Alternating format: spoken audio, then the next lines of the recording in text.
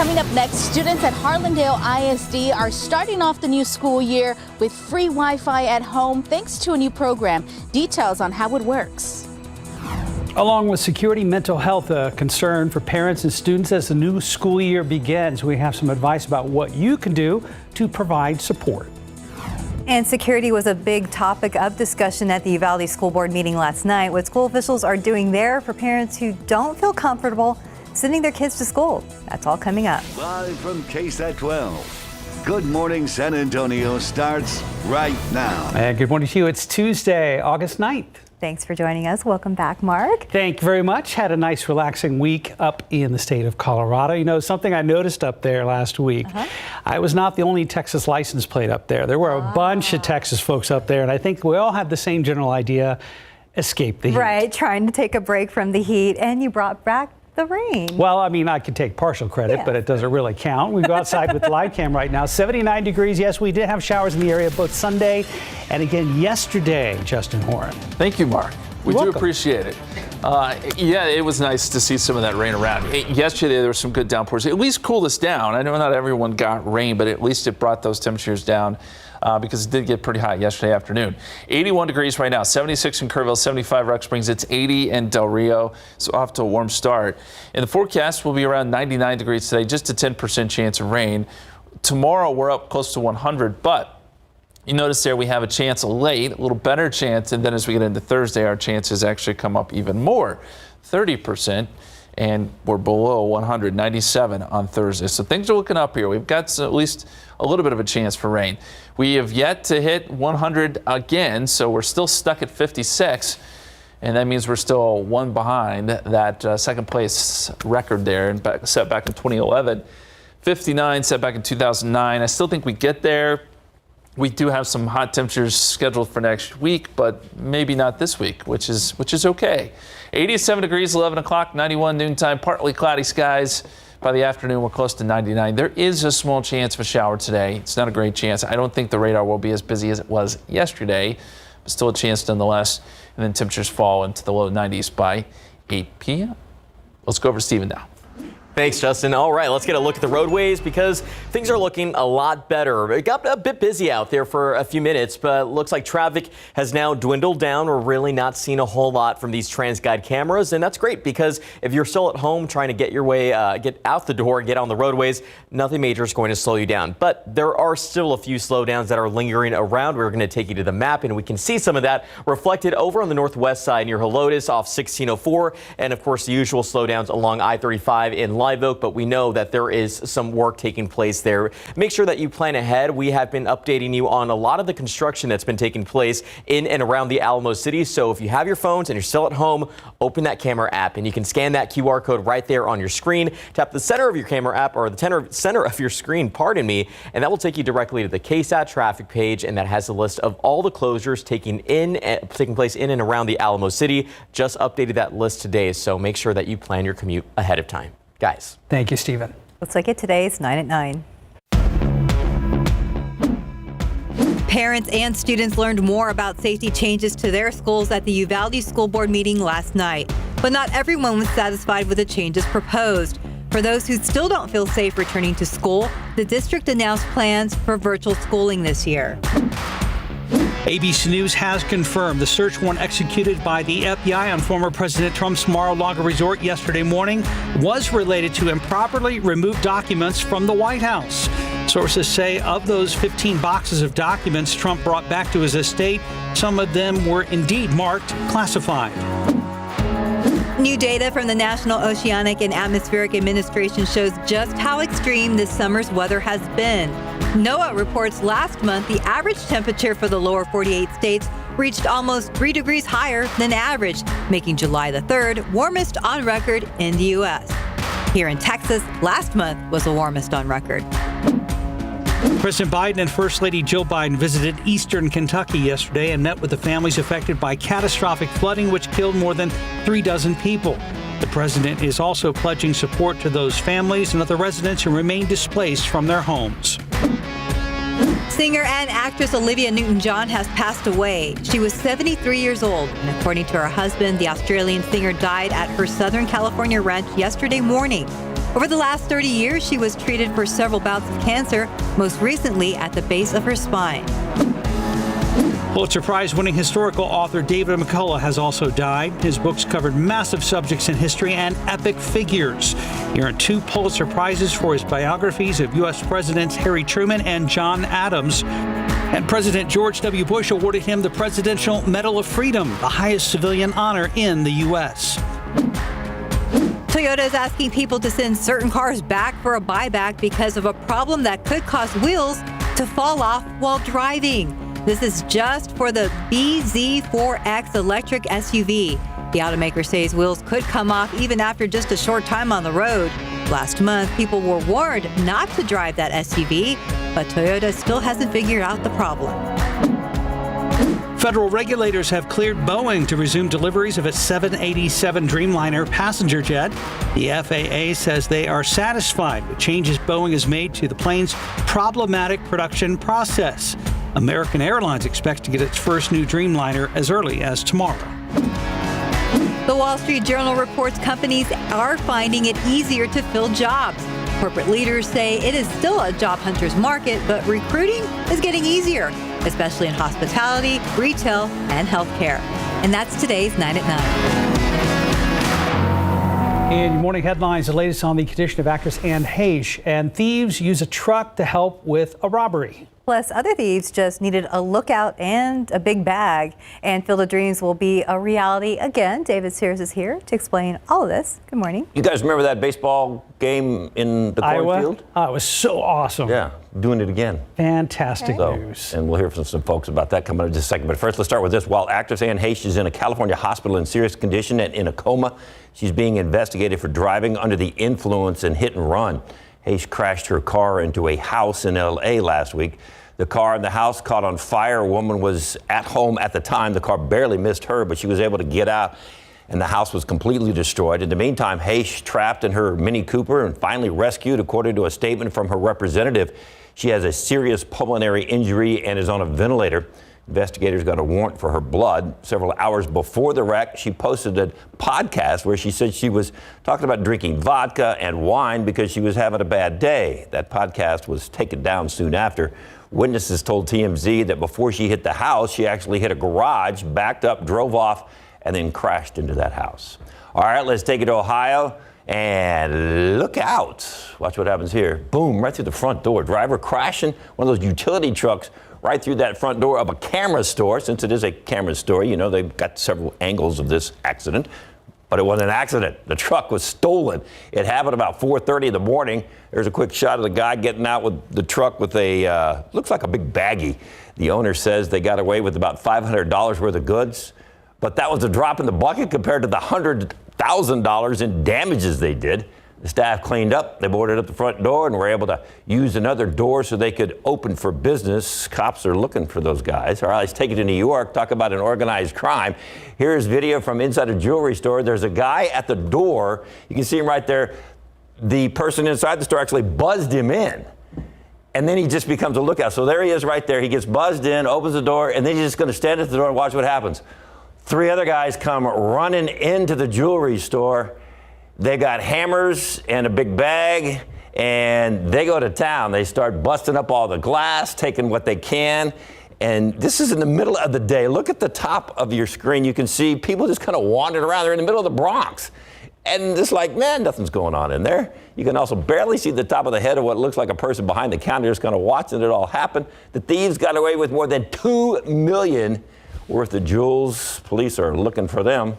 All right, if you build it, they will come, and they are headed to an Iowa cornfield for the second year in a row for the Field of Dreams game. The game takes place on Thursday in Dyersville. That's where the 1989 movie with Kevin Costner was filmed. It will be the Chicago Cubs taking on the Cincinnati Reds. They're going to be wearing vintage uniforms. Major League Baseball built an 8,000-seat stadium, and a sellout is expected again. For me, it's a very personal thing. I mean, it's, you know, it's more than just about baseball. It's about families, and it just is a common thing that brings everyone together. I think the coolest part of it last year, and hopefully they'll do it again this year, was when the guys came out of the cornfield like they did in the movie. Yes, exactly. And they were introduced and walked up to the... It was on again just the other day, and of course it was even more striking since Ray Liotta just passed recently. Yeah, that's true. Yep. All right, So Good is back. Thank you, David. Good to see you. All right, 9:08, about 80 degrees, still ahead on GMSA at 9. Program helping students manage their feelings and show empathy for others. We're going to tell you more about this program at Pleasanton ISD later in the show. Plus, students at Harlandale ISD starting off the new school year with free Wi-Fi at home thanks to a new program. Coming up in a few minutes, Tiffany Huertas is going to give us a look at how the program works. 9/11, welcome back. Justin Horn, I thought of you the other day driving back from Colorado, somewhere between Abilene and Lubbock. Yeah. I saw the biggest dust devil I've ever seen. It almost looked like a tornado. The vortex near the ground, picking up lots of stuff, and then it went up several hundred feet and just disappeared, but it was on the ground for several minutes. It was amazing. Yeah, those are always fun to see. That was my childhood, watching that kind of stuff. Because you grew up in Midland. Yes. There's a lot of them out there, and it's been so dry. It picks up all that red dust, and you can see them, and they look pretty incredible. We're going to see some rain, hopefully working back into the state. Helps somewhat our drought situation. I don't know if it'll help a whole lot, but we need some help. I want to show you the area reservoir levels. If you were perusing KSAT.com, you may have come across the story that Canyon Lake is having to close some of their county boat ramps because of low lake levels. So let's check in there and see where we stand on some of these area reservoirs and lakes. Medina, of course, very, very low at 10%, down 71 feet. Amistad, 31%. It's in really bad shape. So is Choke Canyon. It's 34% full and falling. It's down 23 feet, down 7 feet from last year. Travis is down. It's at 52%. Buchanan and Canyon, you see those kind of round out the list. Now, Canyon's a pretty steady level lake, but it is down to 89%, and it is down 3 feet since last year. So that's why we're starting to get into kind of that danger zone as these numbers fall, unless we get some rain, and there is a little bit in the forecast. And the departure from normal rainfall, we are now nearly 14 inches below average, which is pretty incredible. The whole state, for the most part, except for Brownsville, is seeing a deficit. But our deficit is the biggest out there when you're comparing what we have to the average. And we did get a little bit of rainfall in spots yesterday, not at the airport, I might add, but some places certainly to get some rain, and it was welcome. 81 degrees at the airport, 82 Stinson, 81 Kelly, 80 at Randolph. We've got a light west-southwesterly wind at the airport at this hour. 83 Gonzales, 81 Cotulla, 81 in Carrizo Springs. We're off to a warm start already.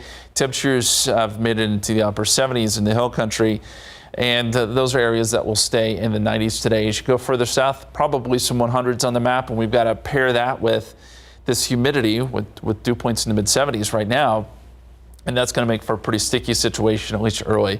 I think the heat index probably climbs over 100 today. 102, maybe 103 by this afternoon here in San Antonio with a high temperature close to 99 degrees. 100 Somerset, 100 Pleasanton. I mentioned the hill country probably in the mid-90s. And there could be a stray shower today. It's possible, but we're not expecting a whole lot, certainly not as much as yesterday.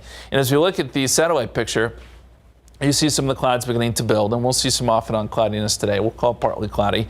We've noticed a few very light showers develop close to Victoria. This is that moisture influx that starts at the coast and kind of makes its way towards San Antonio by the evening hours. Yesterday, again, we did see some decent downpours. I just don't think we see as much today. We noticed some showers along a boundary across parts of Oklahoma and Missouri, but it is high pressure that is still mostly in control. We're kind of on the edge of things now, and that's really why we're hopeful for some rain as we get into Thursday. We've got a little disturbance around the edge of this ridge that rotates in. Another disturbance that's moving east to west that arrives at about the same time. That combined with some moisture should give us some rain chances. So let's look at the forecast here. And today I mentioned just probably a 10% chance, 1 or 2 showers here or there. Tomorrow, I think it's mostly sunny much of the day, but as we get towards the evening hours, I want to watch what goes on to our north. If we can get some outflow boundaries shifting south, I think we will have a chance for some showers and storms tomorrow evening and tomorrow night, 20% chance. Then as we get into Thursday, that's when those disturbances kind of come together. We get a little bit better moisture, and we have a 30% chance of rain. That'll be Thursday into Friday. So here's how it looks in the 7-day forecast. 100 tomorrow, but that 20% chance of some showers and storms late. 97 on Thursday, 30% chance rain, 30% chance Friday, another small chance Saturday, and then we're back into some heat, it looks like, Sunday into Monday with highs in the triple digits, guys. We love all the rain chances. It's nice to see. Yes, thanks, Justin. Thank you, sir. This new school year, dozens of Harlandale ISD students will have free Wi-Fi at home thanks to a district program. It's a story we've been following for months, and the school district partnered with the city and installed cell towers around the community so students can have access to the internet. Awesome. Tiffany Huertas joins us live from Harlandale with the latest on this program. Good morning.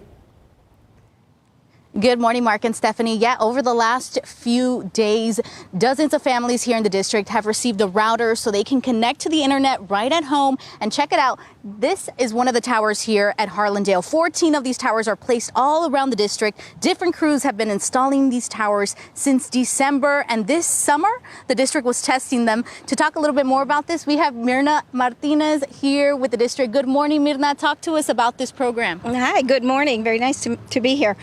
So we started working with the city of San Antonio. UTSA provided some research for them that showed them where the greatest need was in and around our district and in and around San Antonio, for that matter. And so the city had originally slated 6 different towers, like the one you see behind you, to provide connectivity to our families of greatest need. Since then, the program has grown. We showed some success, a lot of interest, a lot of support from the district, and so we are up to 14 towers, as you stated, and so we are 14 square miles of excellence, as we like to call ourselves, and so we have one at about every mile, which gives the district about 90 to 95% coverage, for our families. On Saturday, as you stated, we had a big bash, return to school event, distributed about 60 of these towers to families with multi-students. Since then, we've been getting phone calls from families that maybe were not there, interested in receiving one as well. And so we have them. We're happy to give them out. We're excited about what it'll do for our students here at Harlandale. And what is it that it's going to help these students with? So one of the things that we set out to do was really break down the school walls and just extend the education to the homes, provide access where maybe there was none. We are economically disadvantaged primarily, and so this was going to ensure that our students had access at home. We have wonderful programs that our curriculum department has put in, online resources, software programs and such, and this just ensures that the kids have access to them when they're at home. What's the response been so far? It's been really pretty positive. We had a lot of people there on Saturday. We had over 600 families that visited. We have the ability to see if they're in the coverage zone, because we certainly want them to have a positive experience and that it's going to work as we intend it to be. So it's been pretty exciting. And like I said, we're working with other departments to reach out to the families, and we have families calling us now. So that's good news. So we want more. We need lots of them. So definitely a positive impact here at the district. Thanks for joining us this morning. Coming up on the noon show, we talked to a student. Hear from her coming up. Back to you guys. Thank you, Tiffany. Thank you. And speaking of Wi-Fi, if a laptop is on your school supplies list, we have some tips to find the best one for the best price. Indeed. 12 on your side. Marilyn Moritz has some recommendations that fit most every budget. If back to class means a new laptop, good news. You don't have to spend a lot to get a good one. For a tight budget, Consumer Reports says thank Chromebook. They're not the fastest computers out there, but for kind of everyday stuff, browsing the web, editing documents, that type of thing, school work type of stuff, they're totally fine. Like the Samsung Galaxy Chromebook 2. It's convertible, so you can fold it back and use it as a tablet, too. An even bigger bargain is this 14-inch HP Chromebook. It's anti-reflective and lightweight, making it handy to grab and go. If you need more power and have a few $100 more, Consumer Reports suggests the Microsoft Surface Laptop Go 2 with a 12.4-inch touchscreen. It's among the fastest in our ratings for things like web browsing and editing text text documents. The Acer Swift 3 is a CR Best Buy. It got excellent scores for portability, performance, and display, and it has a 23-hour battery life. If you've been saving up for a shiny new Mac, CR recommends Apple's 13-inch MacBook Air with the M1 processor. That's right, the older model. Why not the brand new M2? We're currently testing the M2 MacBook Air, but our early impressions are that it's not a lot faster than the M1 MacBook Air, so it might make sense to get the M1 Air, save a little bit of money, and still get a very good Mac laptop. Right now is a great time to find a sale on a laptop. And don't forget to ask about those student discounts. Many computer makers and stores offer them. Marilyn Moritz, KSAT 12 News. Well, there you go. 921, about 81 degrees. And we're continuing our return to class coverage throughout the show with some tips for parents on packing a healthy school lunch that the kids will actually want to eat. And when we come back, Sarah Costa is going to join us to talk about ways parents can provide emotional support to their kids. Just about 9:25 today, Pleasanton ISD starting its first day of school, and as children return to the classroom over the next several weeks, we wanted to provide students and parents with a mental health toolkit to help navigate what can be an emotionally trying time. Sarah Costa spoke with a mental health expert about ways to provide an emotionally and supportive environment at home, and she joins us now. Good morning, Sarah. Morning. Good morning, Mark. Good morning, Steph. Yesterday, we talked about how you have that conversation, how you start that conversation. It's important to be transparent with your child.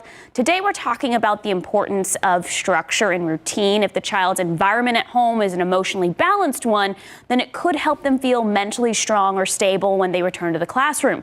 I spoke with the CEO of the Mobile Mental Wellness Collaborative, Tally Dolge, about ways parents can do this. She says providing structure and routine is crucial, and part of that is limiting screen time. Set parameters on your technology and what you're watching. Those are all really important things to be doing right now to provide the structure for a child going back to school. Because a lot of the time, we are all not aware of how the media or our technology are affecting us personally. And we really want to be able to get a hold of that. And how do we do that? Is by taking inventory and by making that structure and putting that in place. She says maybe just giving your child time parts of the day for social media or technology is a way you can do this.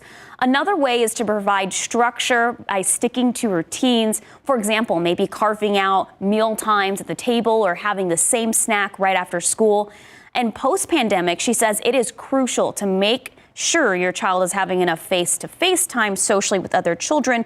She says provide those play dates or face-to-face social time outside of school for your children that will help them emotionally grow. An extensive list of mental health tools you can find for yourself and your child right now on KSAT.com. All right. Thank you, Sarah. And we're going to take a quick break, but Sarah's going to hang out around here to talk to us about another story she did about pesticides that are found in foods that we eat. 927. What's that? You don't want to miss it. You don't want to miss it. Okay. You're stuck here anyway. I know. 927, 81 degrees. We'll be right back.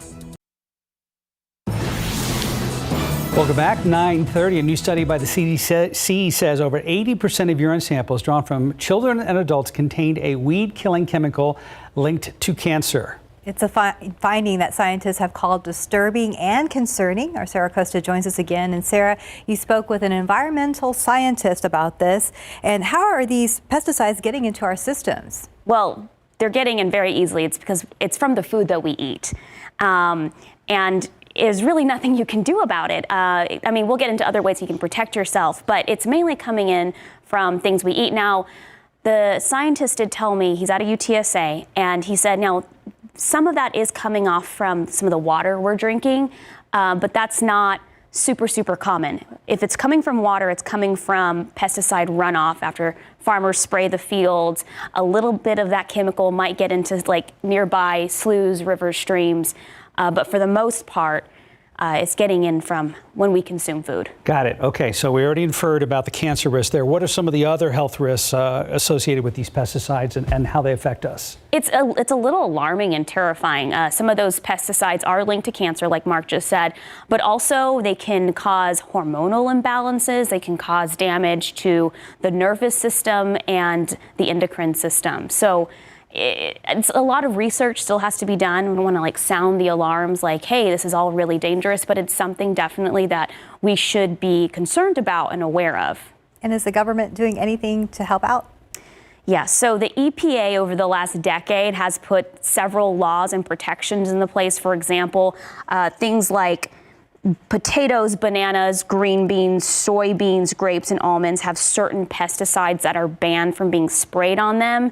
But it's kind of a laundry list of things that are still allowed, and it also depends on the amount of chemicals being sprayed and the potency of those chemicals being sprayed. I kind of got in the weeds looking into it and stuff, but they're still working on what is the amount that is dangerous enough for us and what should be banned. So what should we be doing to protect ourselves? There are a couple things you can do. You're kind of probably going to groan when I say this, but shopping organic, I know it's super expensive. I went to Whole Foods for this story, and I got some of these items. And, okay, I want to say I spent about $42 on... One banana? okay, I got bananas, almonds, sorry, Whole Foods, strawberries, grapes, green beans, and berries. I think I got 6 or 7, and it was $42. Yeah. And kale. Yeah. But he said you can also wash, peel, and cook your food, might get rid of some, if you're not going to shop organic. I will say this, I know shopping organic is super expensive, but if you go to Whole Foods website or any other, natural grocery stores that have organic things, they have a list on Whole Foods of what is allowed and what does it mean to be truly organic. Sure. And basically what I came up with is anything natural is allowed to work as a pesticide, like for example, like chalked up limestone or seashells, things like that. Those are allowed as natural pesticides, but everything else, it seemed pretty natural and safe. But again, it can be expensive. So what I told myself is like, okay, why don't I just shop organic? For example, bananas and kale. I eat a lot of that. I'll buy those things organic. But for certain things that I don't maybe eat a lot, just buy normal and just extra washing, extra cooking, extra peeling. That's one way to do it. And I do. I love Whole Foods. I was just kidding. But I know there are some widely distributed lists that are things that they really recommend you shop organic, and some other things that you're probably okay because the fruit or the vegetable has a natural outer casing, that kind of thing. And you can peel those things off. Like you're not going to bite into a potato. Hopefully you're not doing that at home, Mark. Just like biting in without peeling your potatoes. Whoops. So. Okay. All right. Sarah Costa, thank you very much. Yes, thank you. 81 degrees. Look outside with a live cam. Yeah, 81. Those clouds are clearing a little bit in this shot. Do they have organic chocolate cake? Just asking for a friend. Sure. I'm going to say yes. There's organic everything now. I feel good about that thing. Yeah. I want to show you a picture here as we return to class, go back to school. This is another great one. This is Mrs. Riley. She is headed into the 8th grade and says mom's behind the camera playing paparazzi, taking photos of Riley and her father. Cheers to a great school year. We agree with that. We hope it goes really well for you. We hope all the kids have a great week back to school if this is your week. And the weather, it's kind of cooperating. It's a little hot. 99 degrees after school. There is a 10% chance of a shower as you head home on the bus or if your parents are picking you up. Southeasterly winds 5 to 15 miles per hour. And let's talk about rain chances. We do have some in the forecast. Obviously, we got a little bit yesterday. Small chance today, but it starts to ramp up some. Tomorrow late, I think we have an opportunity for some showers and storms. And then another shot, better shot, Thursday and Friday with some isolated activity. We'll look a little closer at that. Plus, get an update on the tropics. It's coming up in just a few minutes, guys. Justin, thank you so much. Well, our return to class coverage continues here on GMSA and KSAT 12. An area school district implementing a new program this new school year to support students academically, socially, and emotionally. Pleasanton ISD is adding social emotional learning, or SEL, and they hope it helps students manage their feelings, show empathy for others, and much more. Tiffany Huertas explains the impact it could have on students. They're going to give the kids tools to help them be successful, how to cope, how to deal, how to manage their time. As the new school year begins, a focus at Pleasanton ISD is on social and emotional health. School counselor Megan Stewart says their new program will give students the tools they need to deal with life situations. Especially after the pandemic, kids were isolated, kids were at home, now coming back to school. They have to readjust socially, and this program really does help kids talk to their teachers, talk to their peers. The district has invested in a social-emotional learning curriculum called 7 Mindsets. All our students in pre-kinder through 12th grade will be utilizing the curriculum. Pleasanton ISD spent over $40,000 on the curriculum. We used funds out of the elementary and secondary relief funds that were given to us by the federal government to be used for these purposes. School staff, including 7th grade teacher Lynette Thornton, was trained on this new program. It does give the kids, I think, the tools to understand that they can control how they feel about situations. It's not what happens to them, but how they deal with it. Tiffany Huertas, KSAT 12 News.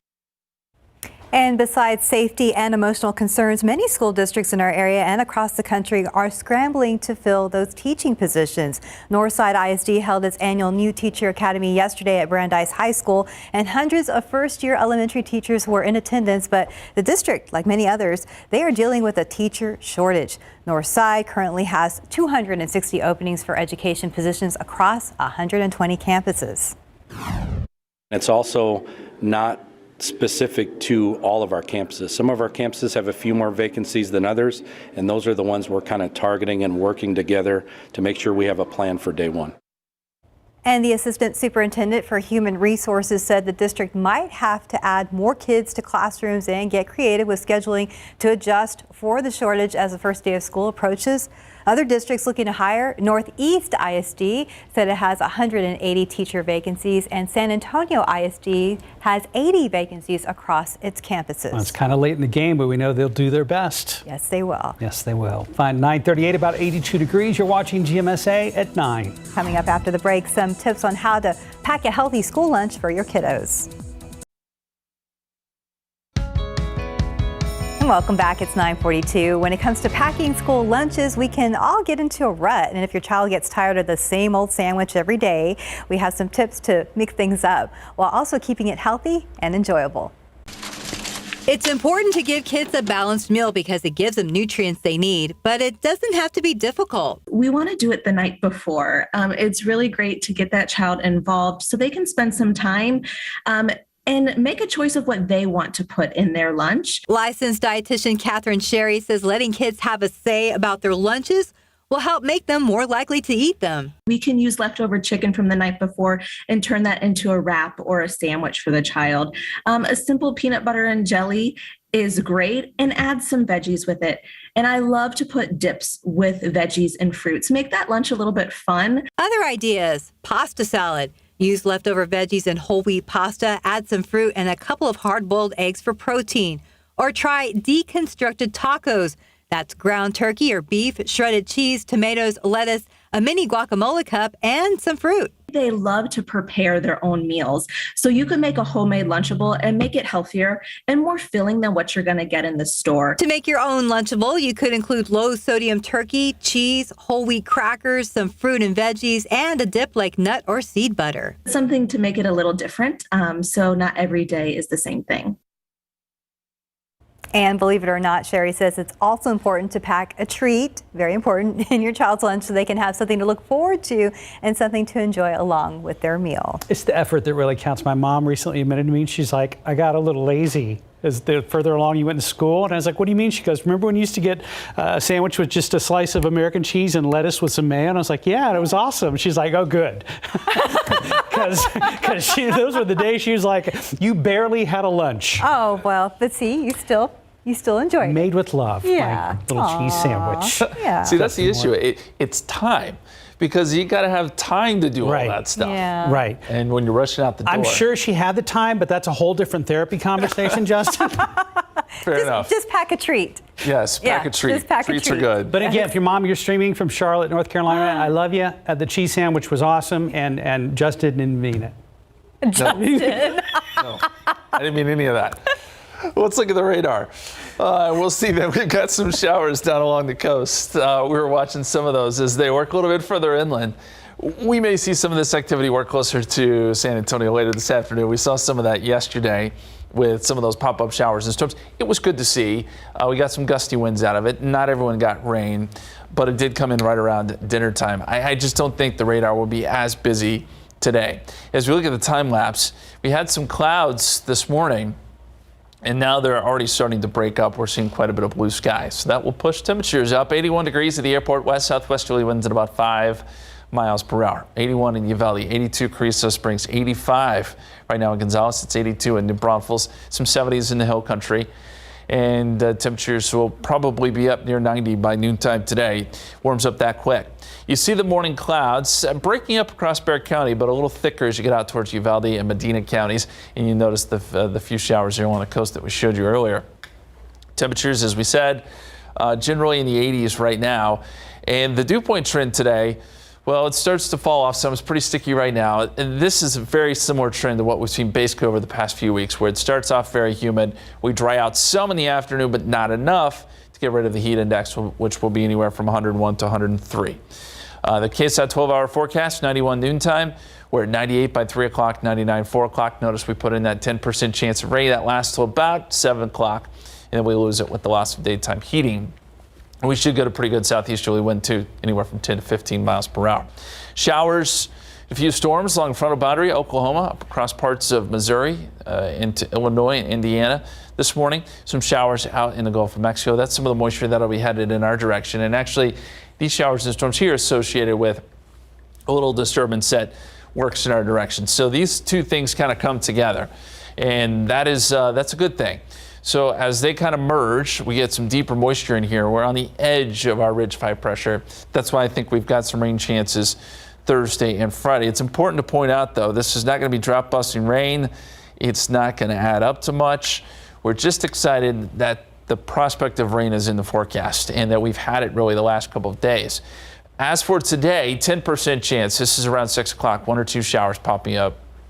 And then tomorrow, I don't think we see much throughout the day, but I do want to watch what actually happens to our north. If we can get some outflow boundaries headed south, I think that increases our rain chances just a little bit. 20% on your Wednesday. And then by Thursday, as that energy moves in, we should see a little bit more coverage.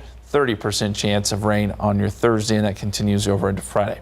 Let's check in on the tropics real quick. We showed you yesterday that we had a system coming off the coast of Africa, and it was looking fairly impressive. Well, still looks impressive to me. We've got some thunderstorm activity, and it looks like it's becoming a little more clustered, but the Hurricane Center is actually backing off of this idea a little bit, and now has brought down the percentage of probability of development down to about 30%. Still, I think as we look at the models, this probably turns north and heads out into the Atlantic. Still need to watch it, though, and of course, we're headed into a more busy time for the Atlantic, typically. And especially as we head into early September, that's when we expect things to peak, and it probably will pick up some. 10% chance today, 100 tomorrow, but a 20% chance of rain late, 30% chance Thursday and Friday. That drags temperatures down into the mid to upper 90s, 98 on Saturday, 20% chance of rain, and then triple digits Sunday and Monday, guys. Yeah, we can handle it on Sunday and Monday. Thanks, Justin.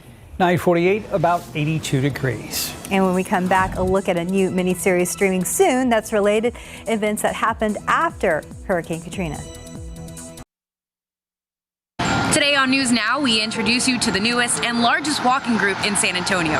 It's made up of women of all ages, shapes, and sizes, and it's all thanks to the power of TikTok. Tune in at 11 o'clock on KSAT Plus, KSAT.com, or YouTube Live. See you in a bit.